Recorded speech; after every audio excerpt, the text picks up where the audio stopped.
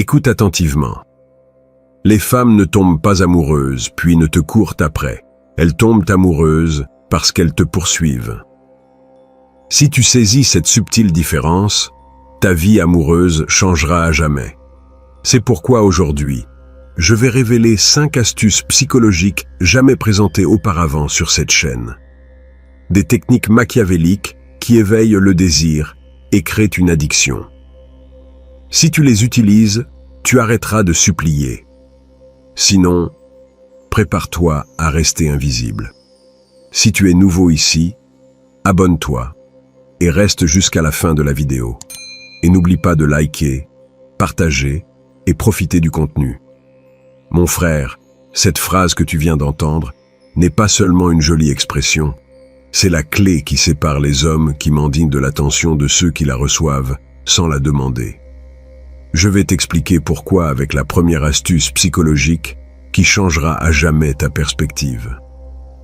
Tu sais quelle est la plus grosse erreur que tu fais? Tu investis avant qu'elle n'ait elle-même investi en toi. Tu lui envoies un bonjour, demandes comment s'est passée sa journée, lui offres ton temps, ton énergie, ton attention, alors qu'elle n'a même pas montré un minimum d'intérêt sincère à te connaître. C'est comme aller dans un magasin et poser tout ton argent sur la table sans savoir si le produit en vaut la peine. Que crois-tu qu'il se passe? Le vendeur pense « Ce type est désespéré, je peux lui faire payer ce que je veux ». Et c'est ainsi que fonctionne l'esprit féminin quand tu donnes tout sans rien recevoir. Machiavel a compris quelque chose que très peu d'hommes saisissent. Le vrai pouvoir ne réside pas dans le fait de donner, mais dans le fait de créer le besoin de recevoir. Il n'a pas écrit sur la séduction, mais ses principes sur le pouvoir humain sont dévastateurs quand on les applique correctement. Voici la première astuce. Fais qu'elle investisse en toi sans qu'elle s'en rende compte. Ne lui demande pas son numéro. Dis plutôt « Si jamais tu es curieuse de savoir ce que je fais le week-end, voilà mon contact. » Donne-lui une carte, un bout de papier, ou écris simplement ton numéro sur une serviette, et laisse cela comme si ce n'était pas important. Tu vois la différence? Tu ne supplies pas, tu offres une opportunité, une porte qu'elle seule peut ouvrir si elle le veut. Autre exemple, ne lui dis pas que tu veux la voir. Dis plutôt « Je serai dans ce nouveau restaurant japonais samedi avec des amis. Si tu as envie de quelque chose de différent, viens y faire un tour. Sinon, on passera quand même un bon moment. » Point final, sans pression, sans supplication. Ce que tu fais vraiment, c'est lui donner la sensation qu'elle a le contrôle, alors qu'en réalité, c'est toi qui as défini le scénario. Elle croit choisir, mais tu as conçu la seule option qui mène à toi. Et voici le plus brutal. Quand une femme investit de l'énergie en toi, même juste en t'écrivant un message, son cerveau commence à justifier cet investissement. Ce n'est pas conscient, c'est automatique. Elle se demande « Pourquoi ai-je écrit ? C'est parce qu'il en vaut la peine. Pourquoi veux-je rencontrer ses amis ? Parce qu'il n'est pas comme les autres. » C'est de la psychologie pure. Quand quelqu'un investit dans quelque chose, il lui attribue automatiquement plus de valeur, que ce soit du temps, de l'énergie ou de l'attention. Une fois qu'elle investit, elle ne peut plus reculer sans se sentir comme si elle perdait quelque chose de précieux. La plupart des hommes font exactement l'inverse. Ils courent après, insistent, donnent tout dès le premier jour, deviennent prévisibles, ennuyeux, interchangeables. Pas toi. Toi, tu deviens une opportunité qu'elle peut saisir ou perdre. Et ça, mon ami, ça réveille quelque chose de primitif dans son cerveau. La peur de manquer quelque chose d'unique. Tu ne te bats pas pour son attention, tu la fais se battre pour le privilège d'être dans ton monde. Et quand elle se bat, tu as déjà gagné. Mais écoute bien, cette chaîne n'a pas de sponsor.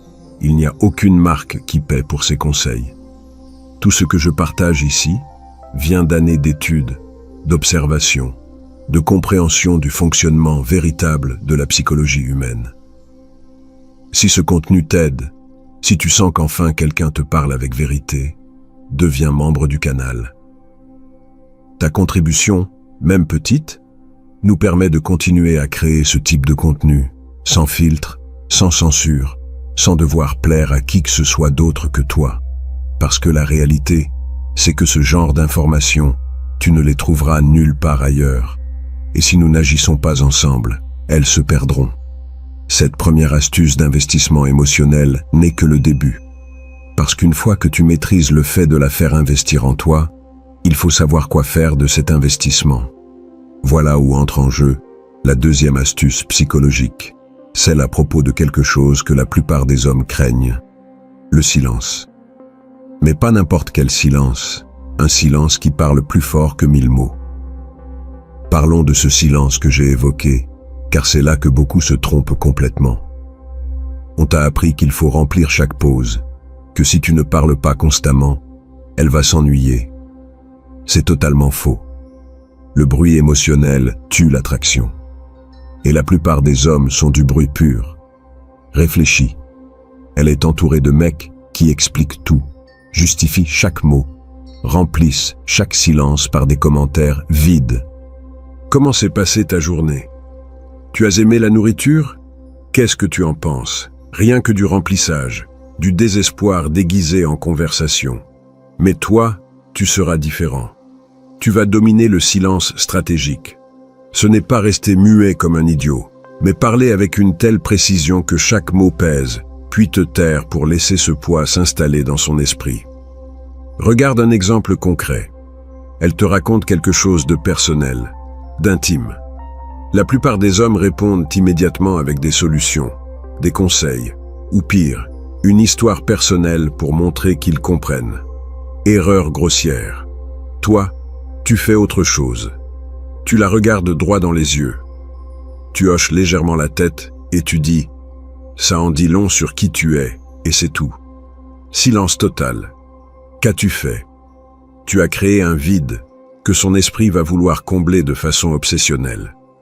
Elle va se demander « Qu'a-t-il voulu dire par là? Me juge-t-il? M'admire-t-il? Qu'a-t-il vu en moi que les autres ne voient pas ?» Ce silence n'est pas du vide, c'est un espace d'interprétation. Et l'esprit féminin déteste les espaces vides. Il va travailler des heures, des jours, pour te déchiffrer. Voilà la clé que Machiavel comprenait à propos du pouvoir. Ce qui n'est pas dit est infiniment plus puissant que ce qui est dit. Ce qui est dit s'oublie, ce qui n'est pas dit s'imagine, et l'imagination n'a pas de limite. Un autre exemple. Vous parlez de projets futurs. Elle mentionne quelque chose qu'elle souhaite faire. Au lieu de bondir sur un « moi aussi » ou « je t'accompagne », tu souris, tu la regardes quelques secondes de plus que d'habitude et tu dis « choix intéressant ». Puis tu changes de sujet. Qu'as-tu provoqué? Une pure curiosité. Maintenant, elle a besoin de savoir ce que tu as vraiment pensé, ce qui se cache derrière ce regard. Pourquoi tu as dit ça exactement? Le silence stratégique a 3 règles que tu ne dois jamais oublier. Premièrement, après une observation profonde sur elle, tais-toi complètement. Laisse-la digérer. Son cerveau va travailler pour toi. Deuxièmement, quand elle te pose une question personnelle, réponds avec précision, mais ne donne pas plus d'informations que nécessaire. Tu fais quoi dans la vie? Je résous des problèmes. Point. Si elle veut en savoir plus, qu'elle demande. Troisièmement, fais des pauses avant de répondre. Compte 3 secondes dans ta tête avant de parler. Cette pause lui indique que tu réfléchis vraiment à ce qu'elle dit, que tes mots ont du poids. Mais attention, ne confonds pas silence stratégique avec être ennuyeux ou asocial. Quand tu parles, fais-le avec intensité. Quand tu te tais, fais-le avec un but précis. La différence entre un homme puissant et un homme désespéré se voit à la manière dont il gère le silence. Le désespéré le remplit, le puissant l'utilise. Tu comprends ce qui se passe ici? Pendant que les autres hommes s'affrontent pour parler plus fort, être plus drôle, remplir chaque moment par du divertissement, toi tu deviens le mystère qu'elle a besoin de résoudre. Et voici la partie la plus brutale. Quand une femme essaie de te déchiffrer, elle pense à toi. Quand elle pense à toi, Elle investit de l'énergie mentale en toi. Et tu sais ce qui arrive quand quelqu'un investit de l'énergie en quelque chose. Il lui attribue automatiquement plus de valeur. Ton silence la fait travailler pour obtenir ton attention. Ce qui se gagne par l'effort est toujours plus valorisé que ce que l'on reçoit gratuitement. Mais le silence n'est qu'un outil. Si tu veux vraiment qu'elle te poursuive, tu dois combiner ce silence avec la troisième astuce psychologique, celle qui concerne le contrôle de l'énergie émotionnelle durant toute l'interaction. Parce que ce n'est pas suffisant qu'elle pense à toi, il faut qu'elle se sente différente en ta présence. Avant de continuer, je te demande quelque chose. Laisse dans les commentaires un conseil que tu donnerais à un autre homme qui galère avec ça, quelque chose que tu as appris toi-même. Cette communauté se construit quand on partage un vrai savoir, sans filtre. Ton expérience peut être exactement ce dont un autre a besoin aujourd'hui. Maintenant arrive la partie qui sépare les hommes qui comprennent vraiment de ceux qui ne font que copier des techniques. Car tu as déjà l'investissement émotionnel, tu maîtrises le silence stratégique, mais il manque quelque chose de crucial, le contrôle de la température émotionnelle. La plupart des hommes utilisent ce qu'ils appellent le miroir émotionnel. Quand elle sourit, il sourit plus. Quand elle devient sérieuse, ils s'adaptent immédiatement. Elle hausse la voix, eux aussi. Ils pensent que ça crée un lien. C'est une erreur grave. Cela ne crée pas de connexion, cela crée une dépendance émotionnelle de toi envers elle. Tu deviens son écho, pas son complément. Le miroir inverse fonctionne exactement à l'opposé. Quand elle augmente l'intensité émotionnelle, toi tu la diminues. Quand elle devient froide et distante, toi tu te rapproches. Tu ne réagis pas à son état, tu le contrecarres. Pourquoi? Parce que cela crée une tension magnétique. Elle sent qu'avec toi, elle ne peut pas perdre le contrôle, car toi tu ne le perds jamais. Dans un monde rempli d'hommes qui s'effondrent dès la première crise, tu es le roc immobile. Exemple concret. Elle arrive bouleversée après une journée difficile, parle vite, se plaint de tout. La plupart des hommes font deux choses. Soit ils essaient de résoudre ses problèmes immédiatement, soit ils se laissent contaminer par son énergie et s'énervent à leur tour. Toi, tu fais le contraire. Tu baisses la voix, tu parles doucement. Tu la regardes calmement et tu dis « Respire, c'est passé ». Et tu restes là, solide et tranquille, pendant que la tempête émotionnelle fait rage autour de toi. Qu'as-tu démontré? Un leadership émotionnel. Que tu es ce type d'homme qui ne vacille pas quand ça devient dur. Et c'est addictif pour une femme, car elle ne cherche pas quelqu'un qui la comprenne, elle cherche quelqu'un qui la soutienne. Mais voici la deuxième astuce de ce chapitre. La validation différée. Cela peut sembler contre-intuitif, mais écoute-moi bien. Les femmes sont accros à la validation, mais la validation immédiate est bon marché. Celle qui leur marque vraiment est celle qui arrive quand elles s'y attendent le moins. Quand elle fait quelque chose qui mérite reconnaissance, une observation intelligente, une décision courageuse, quelque chose de vulnérable, ne la félicite pas tout de suite. Garde cela pour plus tard. 2 jours après, au cours d'une conversation complètement différente, dis-lui « Aujourd'hui, je repensais à ce que tu as dit mardi sur ton travail. Ça m'a fait réfléchir toute la semaine. Tu avais raison. Qu'as-tu fait? Tu lui as montré que ses paroles n'étaient pas seulement écoutées, mais qu'elle résonnait encore dans ton esprit plusieurs jours plus tard. Que tu n'es pas un homme qui oublie, mais un homme qui traite, qui valorise, qui donne un poids réel à ce qu'elle dit. Cette validation différée est dévastatrice, parce qu'elle lui dit « Tu n'es pas une distraction passagère dans ma vie. Tu es quelqu'un dont les paroles influencent ma vision du monde. Mais attention, ne confonds pas ça avec des jeux d'esprit bas de gamme. Il ne s'agit pas de faire souffrir ou d'être cruel. Il s'agit de montrer que ton attention a une valeur, que ta validation ne se donne pas, elle se mérite. Machiavel écrivait sur le maintien de l'équilibre entre l'amour et la peur dans le pouvoir. En séduction, cela veut dire être l'homme capable de donner la plus grande chaleur émotionnelle, mais aussi capable de la retirer si nécessaire. Pas par vengeance, mais par principe. Quand tu maîtrises le miroir inverse et la validation différée, quelque chose change dans la dynamique. Elle ne te voit plus comme un homme qui réagit à son monde, mais comme un homme qui possède son propre monde, un monde auquel elle veut accéder. Maintenant, je vais faire quelque chose de différent. Je vais te donner 2 approches pour appliquer ce qu'on vient de voir, et je veux que tu votes dans les commentaires. A. Quand elle est émotionnellement intense, tu réponds avec un calme absolu, et tu détournes le sujet vers quelque chose de positif. B. Quand elle est émotionnellement intense, tu te rapproches physiquement, baisse la voix et lui poses une question qui la pousse à réfléchir.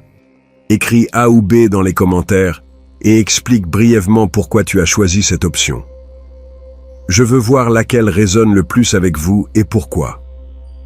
Mais ce n'est pas fini, car contrôler l'énergie émotionnelle est seulement la 3e étape. Le 4e truc psychologique est le plus puissant de tous et concerne quelque chose que la plupart des hommes craignent plus que tout. L'absence. Mais pas n'importe quelle absence. Une absence qui génère du respect, pas du ressentiment. Nous voilà au truc le plus dévastateur de tous, et je vais être brutalement honnête avec toi. C'est celui qui sépare les hommes qui comprennent vraiment le jeu de ceux qui font juste semblant. La plupart confondent absence stratégique et disparaître comme un lâche. Ils pensent qu'il s'agit d'ignorer les messages, de se faire mystérieux sans raison, ou de jouer au chat et à la souris. Ce n'est pas une stratégie. C'est de l'immaturité. L'absence avec un but est complètement différente. Ce n'est pas ce que tu ne fais pas avec elle, c'est ce que tu fais sans elle. Et cette différence change tout. Quand Machiavel parlait du pouvoir, il disait toujours que le vrai pouvoir ne se démontre pas, il se vit. Tu n'as pas besoin de crier au monde que tu as de la valeur, ta vie doit en être la démonstration. Voici la réalité qui fait mal. Elle ne va pas te poursuivre parce que tu l'ignores. Elle va te poursuivre parce qu'elle sent que tu as quelque chose de plus important à faire que de la poursuivre, elle. Et cette différence, mon frère, est abyssale. L'absence avec un but fonctionne à 3 niveaux. Premier niveau, ta mission personnelle. Quand tu parles avec elle, il doit être évident que ta vie a une direction, que tu construis quelque chose, que tu as des objectifs qui vont au-delà d'obtenir son attention. Ce n'est pas pour frimer. C'est pour que ta passion pour ce que tu fais soit si authentique qu'elle se sente quand tu en parles. Par exemple, au lieu de dire « Je n'ai pas pu t'écrire parce que j'étais occupé », dis plutôt « Hier, j'ai terminé un projet sur lequel je travaille depuis 3 mois. Je suis resté jusqu'à 2 heures du matin, mais ça valait vraiment la peine. » Quand quelque chose t'importe vraiment, la fatigue n'existe pas. Tu vois la différence? Tu ne te justifies pas, tu montres que tu as des priorités qui vont au-delà d'elle. Et ça, au lieu de l'éloigner, l'attire encore plus. Deuxième niveau, ton cercle social. Une femme a besoin de sentir que tu es un homme respecté par les autres hommes et attirant pour les autres femmes. Pas par compétition, mais par validation sociale. C'est un instinct primitif. Mentionner en passant que tu es allé dîner avec des amis, que tu as aidé ton frère pour quelque chose d'important, ou que tu as des plans pour le week-end, ce n'est pas pour la rendre jalouse, c'est parce que tu as réellement une vie sociale solide. Troisième niveau, ta croissance personnelle. C'est la plus létale. Chaque fois qu'elle te voit après un moment, tu dois être une version légèrement meilleure de ce que tu étais avant. Plus en forme, plus calme, plus concentré, plus intéressant. Ce ne sont pas des changements radicaux. C'est être un homme qui ne stagne jamais, qui évolue constamment. Et quand une femme sent qu'être avec toi signifie aussi être avec quelqu'un qui l'inspire à grandir, c'est là qu'elle devient accro. Mais voici l'astuce psychologique la plus profonde. Quand tu reviens après cette absence avec un but, ta présence doit être intense. Pas de distraction, pas de téléphone, pas de mièvrerie. Ton attention doit être totale, si complète, que quand tu repars, elle ressent un vrai vide. C'est le cycle parfait. Absence significative, présence intense, puis absence significative à nouveau. Et chaque fois que tu reviens, elle sent qu'elle a gagné quelque chose de précieux, quelque chose de rare, quelque chose que tout le monde ne peut pas avoir. Parce que tu n'es pas disponible pour tout le monde. Tu es disponible pour elle, selon tes propres conditions, quand ça s'intègre à ta vie, quand cela a du sens. Et c'est là que la plupart des hommes échouent. Ils pensent que l'amour signifie disponibilité totale, que si tu tiens vraiment à quelqu'un, tu dois toujours être là, toujours prêt, toujours disponible. C'est faux. Ce n'est pas de l'amour, c'est du désespoir. Le véritable amour, la vraie attraction, naissent du respect. Et tu ne peux pas respecter quelqu'un qui ne se respecte pas assez lui-même pour avoir sa propre vie. Quand tu maîtrises l'absence avec un but, quelque chose change dans sa façon de te voir. Tu n'es plus cet homme qui gravite autour de son monde. Tu deviens l'homme qui possède son propre monde. Un monde si intéressant, si attirant, qu'elle veut en faire partie. Tu ne lui refuses pas ton temps par cruauté. Tu lui montres que ton temps a une vraie valeur, que c'est un privilège d'être avec toi, pas un droit. Et quand une femme sent qu'elle doit mériter ton attention, qu'elle doit valoir la peine d'être dans ton univers, c'est là qu'elle commence à te poursuivre pour de vrai. Parce que tu n'es plus l'homme qui cherche sa validation. Tu es l'homme dont elle a besoin de recevoir la validation. Mais attention, ce niveau de pouvoir exige de la responsabilité.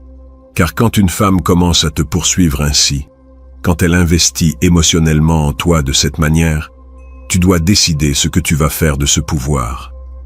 Et c'est là que la 5e et dernière astuce psychologique entre en jeu, celle qui réunit tout ce que nous avons vu et le transforme en une philosophie de vie complète.